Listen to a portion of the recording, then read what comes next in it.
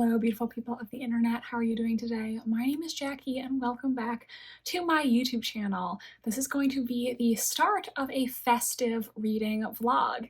In this vlog, I'm going to be reading 2 Christmas-themed murder mysteries. More specifically, one novella and a short story collection containing murder mysteries set at Christmas time. Murder mysteries are my absolute favorites, and I thought this would be a fun idea to celebrate the holiday season here on my booktube channel. What I will be reading in this video is The Christmas Guest by Peter Swanson and The Christmas Card Crime and Other Stories edited by Martin Edwards.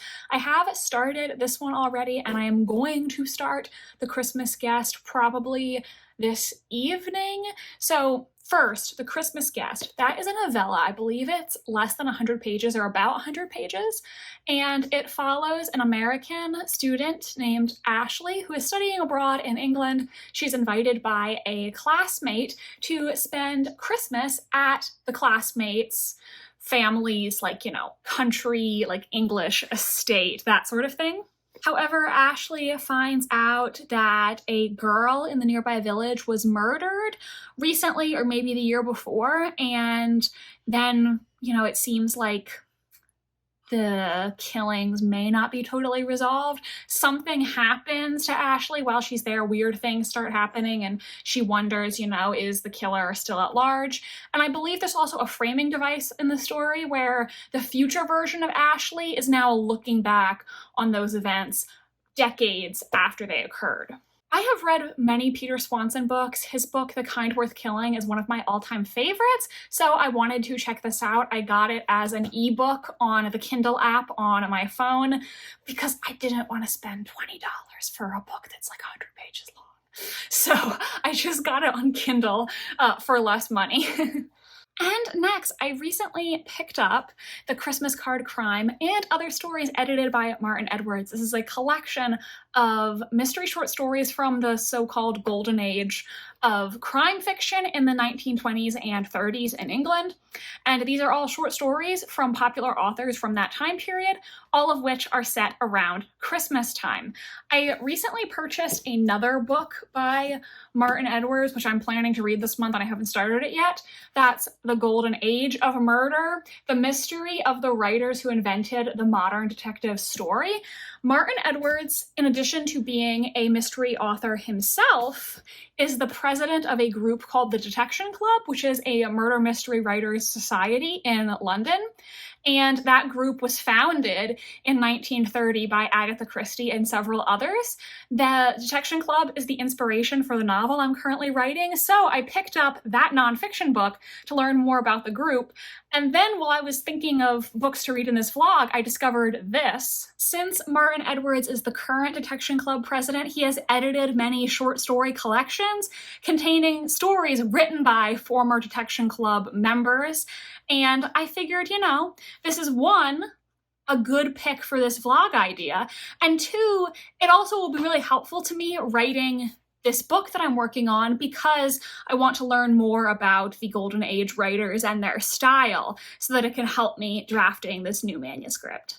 I won't go into that in any more detail. You can go watch my writing vlogs if you're interested in that project. But basically, yeah, that's the story of how I discovered this collection, and I've already read a few stories in it. I believe I've read 3 stories so far. First, I read A Christmas Tragedy by Baroness Orczy. I'm not sure if I'm saying her name right. She was a Detection Club member. She's very famous for writing The Scarlet Pimpernel, and this is a short story featuring her character, Lady Molly, a female sleuth who becomes a consultant for the Scotland Yard police force. I liked this story. I think I would have gotten more out of it if I had read Lady Molly before and I knew her and the other recurring characters. I also read the title story, The Christmas Card Crime by Donald Stewart, which I liked, but my favorite so far in this collection is called By the Sword, and that is by Selwyn Jepson. What I really liked about that story is it kind of is a little bit different from the traditional mystery short story format. If you've watched my videos before, you know that the reason I don't always love mystery short stories is because since they're so short and there's not as many red herrings, it's always, in my opinion, very straightforward who the killer is. And what I liked about By the Sword is actually the author doesn't keep the killer a secret from you. The author tells you, yeah, this person is the murderer. And so the story isn't about who done it. It's about, is the murderer going to get away with it, and how, if they're going to be caught, will they be caught? And that's what I loved about it. I thought the ending was so clever, and it was just really fun. I liked that little, different twist on the mystery short story there. So those are the stories I've read so far in this collection. And now I'm going to dive into the Christmas Guest. It's short, so I probably will just update you once I've finished the entire thing. Also going to work on some Christmas cookies this weekend to get into the spirit. So that is it for now, and I will talk to you when I have some more reading updates.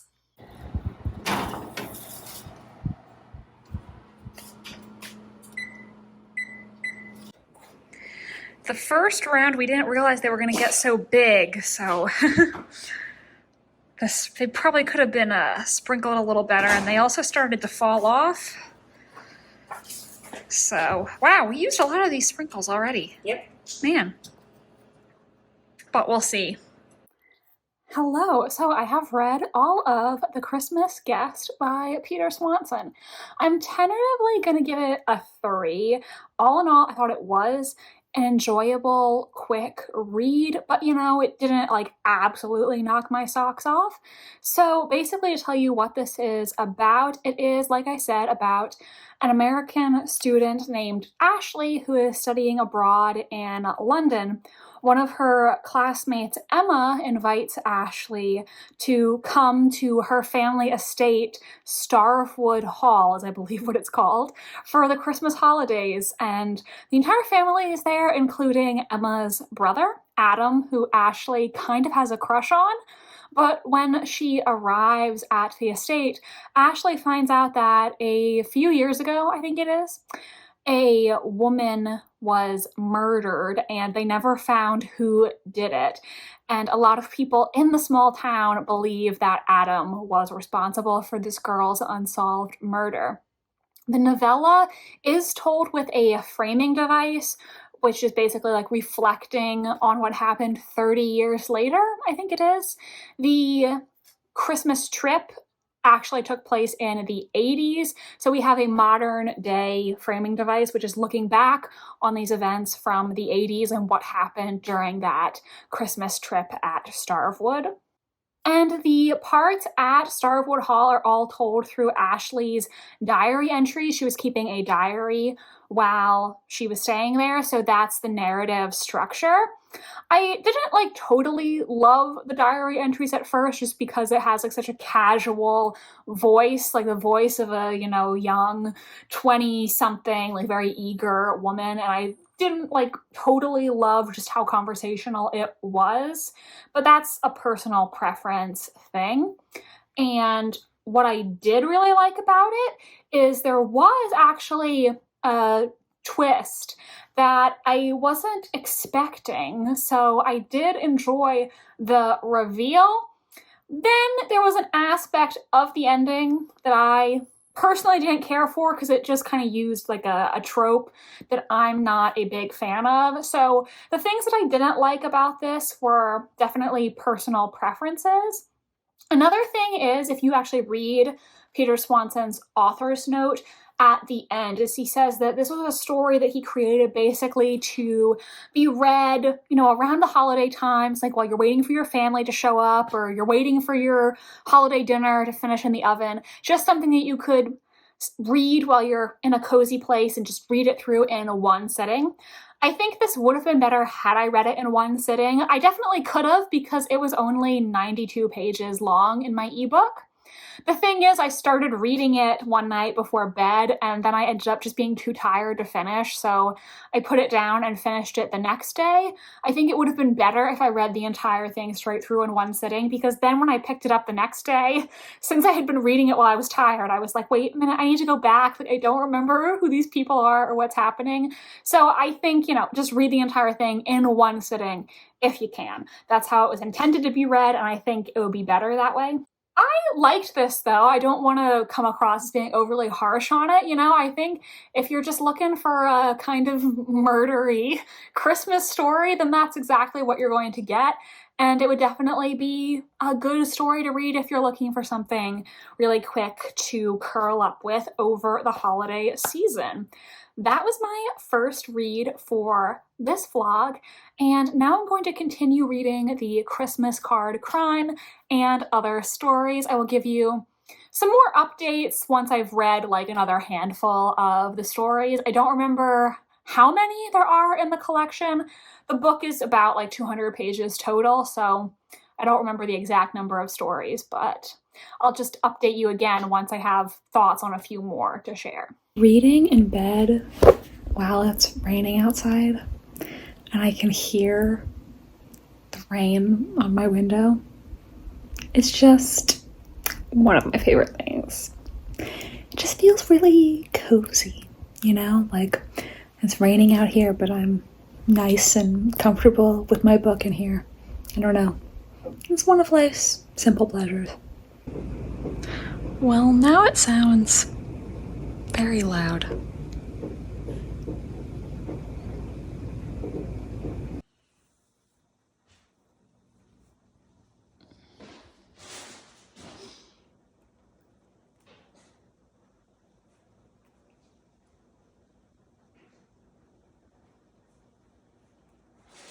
Hello, it has been several days and I should have updated you earlier, but I have now finished reading The Christmas Card Crime and Other Stories, edited by Martin Edwards. And overall, I really enjoyed this. I think I would give it a 4-star. I didn't give each individual story a rating like I sometimes do, but overall my feelings about this were very positive. This was just a very enjoyable short story collection. It was what I was hoping it would be, and that's a good thing because actually when I was just in Savannah, link to that vlog in the card, I bought another short story collection edited by Martin Edwards, or should I say my dad bought it for me, thanks Dad, at E-Shaver Booksellers, the bookstore that has adorable cats. This is another collection he edited with mysteries for bibliophiles, so that sounded good, and I'm glad that I enjoyed this one because I have another one to read now. The bookmark that I was using while I was reading that book is also from E-Shaver Booksellers. It has cats on it. I just love cats and books, and I love free bookmarks. Whenever I go to a bookstore or someplace and they have free bookmarks, I gotta take one, And my dad also gave me the one they put in his book because he didn't want it. And it also has cats on it. I love books, I love cats, I love bookmarks. Anyway, let's get back to my review. So I told you my thoughts on the first 3 stories. Let me flip through the others. The Motive by Ronald Knox. This was a story following several investigators, I think, and one of them was telling a story about a crime that he'd previously worked on and, just trying to get the others to guess what had happened. This one was good. The ending was slightly silly, in my opinion. Then Blind Man's Hood by Carter Dixon. That's actually a pen name for John Dixon Carr.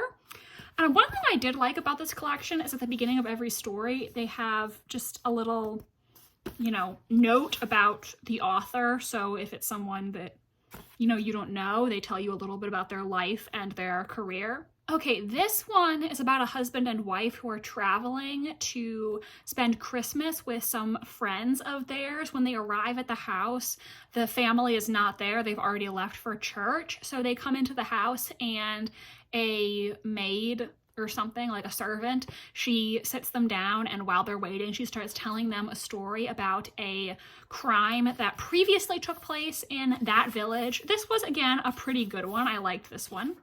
Then Paul Temple's White Christmas by Francis Durbridge.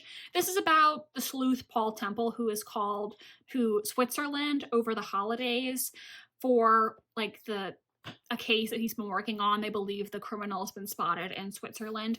This is another one where I feel like I would have gotten more out of it if I knew who Paul Temple was as a character. So I feel like it didn't quite fully land because I didn't have the backstory. The next one was called Sister Bessie or Your Old Leech by Cyril Hare. This is another one that I quite enjoyed because, like the Selwyn Jepson one, it's not necessarily a traditional whodunit short story. And so I liked that because my biggest complaint about mystery short stories is I feel like it's always pretty obvious whodunit. You know, there's not a lot of time to come up with red herrings and stuff in a short story. So I did enjoy that it was, you know, formatted a little differently. Then a bit of wire pulling by E.C.R. Lorak.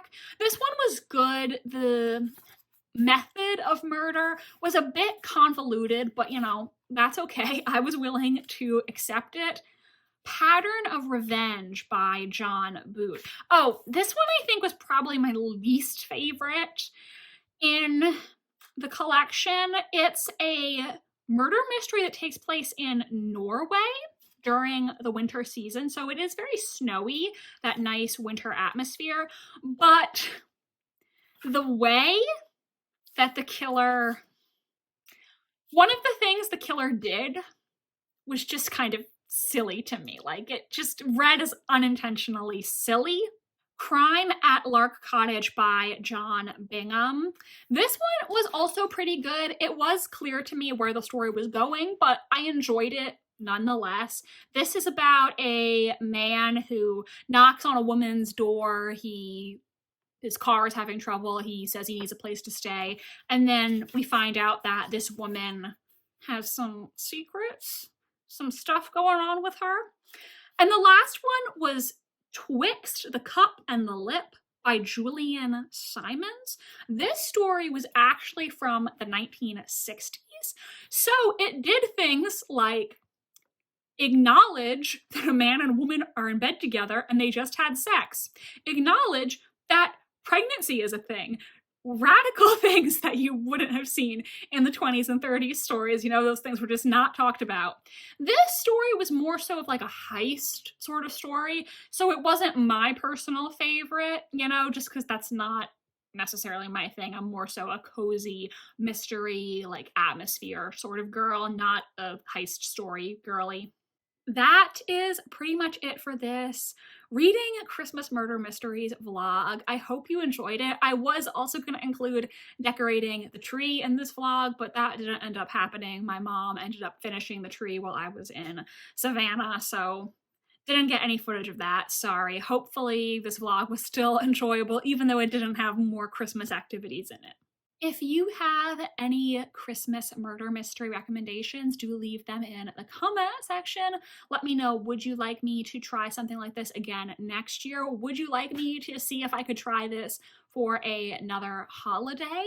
Definitely let me know. If you're still here and you don't know what to comment, why don't you comment a Christmas tree emoji down below? My social media links are in the description if you want to follow me on Tumblr, Instagram, or be my friend on Goodreads. Thank you so much for watching this video, and I hope you have a jolly rest of your day. Goodbye, and happy holidays.